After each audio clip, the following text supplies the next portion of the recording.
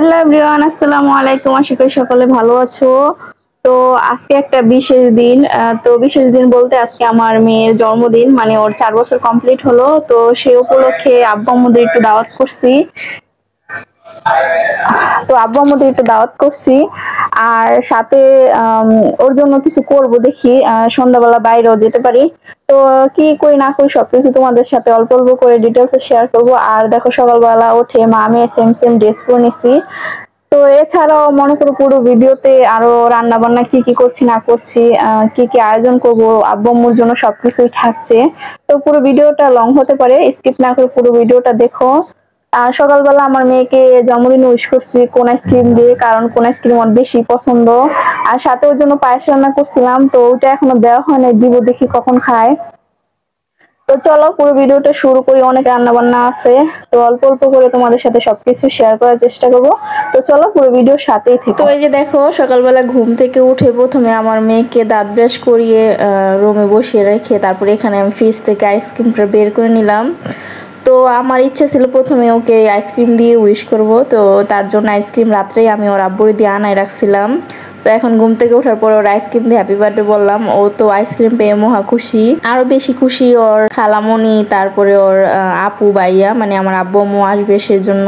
আইসক্রিমের সাথে রাত্রেবেলা আমি ওর আব্বুর দিয়ে দুধ আনায় রাখছিলাম তো পায়েস রান্না করার জন্য। আর এদিকে দেখো, এই যে আমি প্রথমে পায়েসটা বসিয়ে দিছি, অল্প একটুই রান্না করতেছি শুধু ওর জন্য। এই যে দেখো, এদিকে সকালবেলা ঘুম থেকে ওঠার পরে আইসক্রিমটা খাওয়ার পরে তারপরে আমি মুখ হাত পা ধুয়ে মাথা চুল টিপে দিয়ে ফ্রেশ করে তারপরে রুমের ভিতর বসিয়ে দিছি। আর এদিকে আমি আরো সেম সেম ড্রেস বানাইছিলাম, ওইটাও পরে নিছি। সাথে দেখো, এই যে নিচ থেকে ওর বার্থডে উপলক্ষে অনেক কিছু বাজার হাট করে নিয়ে আসছে, তো ভাবলাম তোমাদের সাথে এগুলো অল্প অল্প করে শেয়ার করি। তো এখানে ছিল 1 কেজি গরুর গোস্ত, তারপরে 2টা সোনালী মুরগি ছিল, এগুলা দিয়ে রোস্ট করব। এর পাশাপাশি আরো অনেক কিছুই ছিল, যেমন দুধ ছিল, পোলার চাল ছিল, পেঁয়াজ, আলু, আর টুকিটাকি অনেক কিছু রাত্রে আনা হয়েছিল। আর এখানে শুধু গরুর গোস্ত, মুরগি, আর এই মুরগিটা একটু মাংস দেখছো না, এটা হলো ব্রয়লার মুরগি, এটা দিয়ে কাবাব করা হবে।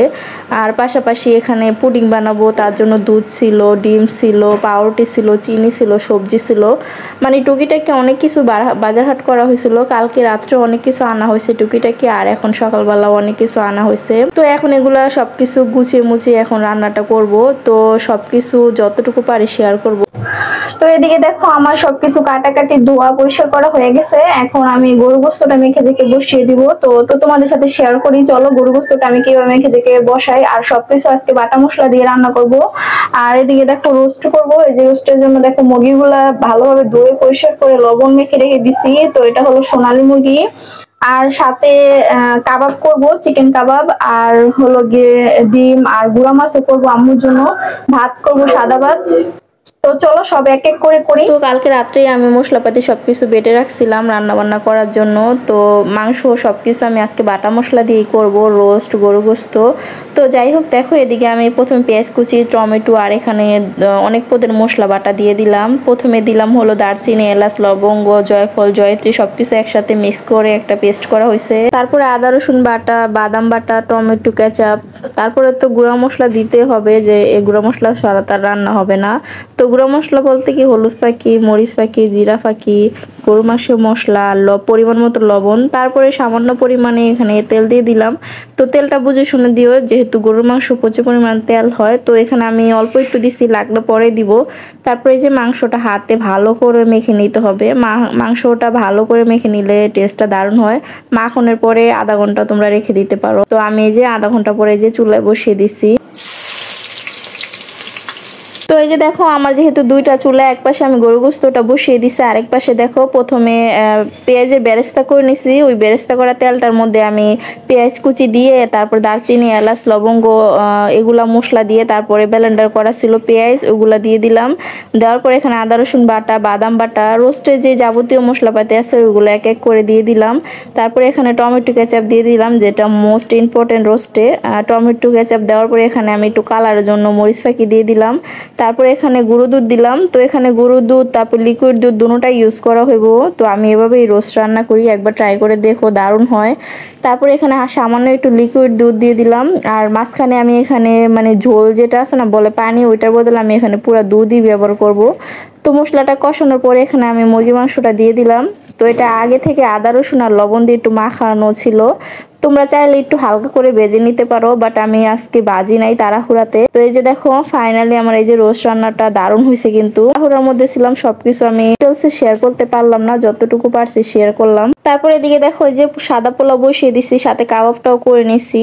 এদিকে আমার কাজের এত ব্যস্ততা, তো আমার ছোট বোন ওকে গোসল টোসল করে দিয়ে রেডি করে দিছে। তো নতুন ড্রেস পরে, মানে প্যান্ট আর গেঞ্জি যেগুলো নতুন ছিল কিছুদিন আগে আনলাম না ওইটাই, তো সে তো মহা খুশি, মানে খুশির ইয়াতে নাচানাচি শুরু করছে। আর এদিকে দেখো কি কি রান্না করছি, এই যে এক ঝলক দেখিয়ে দিই। পোলাও ছিল, সাদা পোলাও, গুঁড়া মাছের চচ্চড়ি ছিল আম্মুর জন্য স্পেশাল। তারপরে এখানে ছিল রোস্ট, এই যে দেখো রোস্ট, সাথে ডিমও ছিল। তারপরে ছিল গরু গোস্ত, ছিল এই যে গরু গোস্ত। তো এভাবে দেখাচ্ছি, একসাথে সব দেখাতে পারলাম না, একটু তাড়াহুড়ার মধ্যে আছি কারণ সবাইকে খাবার দিব এই জন্য। আর এই যে ছিল কাবাব, মানে চিকেন কাবাব মুরগি মাংস দিয়ে। আর এদিকে দেখো এই যে মেয়ের আব্বুকে, মানে আমার হাজবেন্ডকে খাবার দিয়ে দিছি, ও আর ওর মেয়ে খাচ্ছে, মানে আমার মেয়েকে খাইয়ে দিচ্ছে, সাথে ও খাচ্ছে। তো তাড়াহুড়ার মধ্যে আজকে আমি আমার মেয়েকে ঠিক মতন খাইয়েও দিতে পারিনি। তো যাই হোক, ওরা এদিকে খাওয়া দাওয়া করুক। তো এদিকে দেখো খাওয়া দাওয়ার কিছুক্ষণ পরে যে আমার বোন, এই যে দেখো আমি পুডিং বানাইছিলাম সেটাই মানে আনমোল্ড করতেছে, সবাইকে এখন দিবে পিস পিস করে খাওয়ার জন্য। তো যেহেতু আমার মেয়ের জন্মদিন ছিল, সে উপলক্ষে ওরা আসছে, আর আমার মেয়েকে টাকা দিছে অনেক কিছুই কেনাকাটা করার জন্য। দেখি বিকালবেলা বাহিরে যাব, কি কি কেনাকাটা করি ওর জন্য, তোমাদের সাথে নেক্সট ভিডিওতে অবশ্যই শেয়ার করব। আর কেক আনার ইচ্ছা আছে, যদি কেক আনি ওটাও তোমাদের সাথে শেয়ার করব। তো নেক্সট ভিডিওতে ওদের টাকা দিয়ে মেয়ের জন্য কি কি কেনাকাটা করলাম সবকিছু তোমাদের সাথে ডিটেলসে শেয়ার করব। তো চ্যানেলটা সাবস্ক্রাইব করে পাশে থেকো।